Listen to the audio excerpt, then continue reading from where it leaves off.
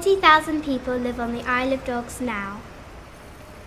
In the next decade, that will grow to over 100,000. Which is why the Isle of Dogs Neighbourhood Planning Forum is committed to getting the infrastructure we need to be good neighbours.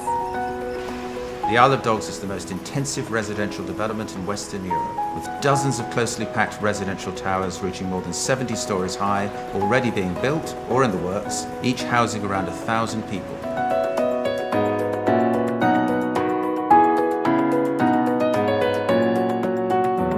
We're building Hong Kong in London, but without the infrastructure to support it. I applaud the use of inner-city brownfield sites like the Isle of Dogs for desperately needed new housing.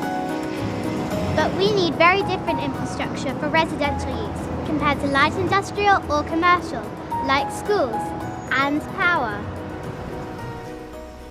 The thing is, most developers don't provide the infrastructure, just the residential buildings. And most developers' payments to the council represent only a small proportion of the necessary infrastructure investment. Like schools. Or nurseries, or surgeries, or public transport. Or schools. The Greater London Authority stipulates that developments should be less than a quarter of the density that's typically being built here. Residential development is happening so fast and so intensively on the Isle of Dogs that it is already outstripping the available infrastructure. I'm the Mayor of Tower Hamlets, which includes the Isle of Dogs, which of course includes Canary Wharf, but it also includes some of the highest residential development densities in the country. I'm a great fan of neighbourhood planning forums. The question they pose to me is to make sure that we don't solve today's housing crisis by storing up big infrastructure shortages for the future. Developers are very keen to develop in our borough, and we can get contributions from them to help meet some of the needs, but we need a partnership of ourselves with City Hall and with national government to make sure that we meet the shortfall in funding for bits of infrastructure, whether it's transport or other public services. Most people buy into the future, but not at any price.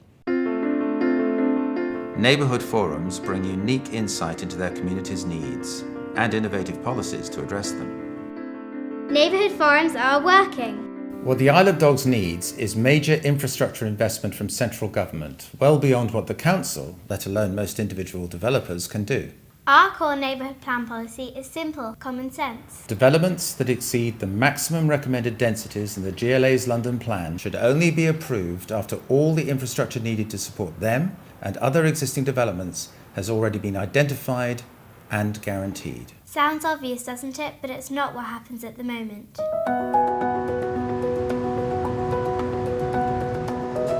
Please make sure there are enough schools. And doctors and play spaces. And public transport and parking and broadband and sewers and water supply and roads and dentists and police. And schools.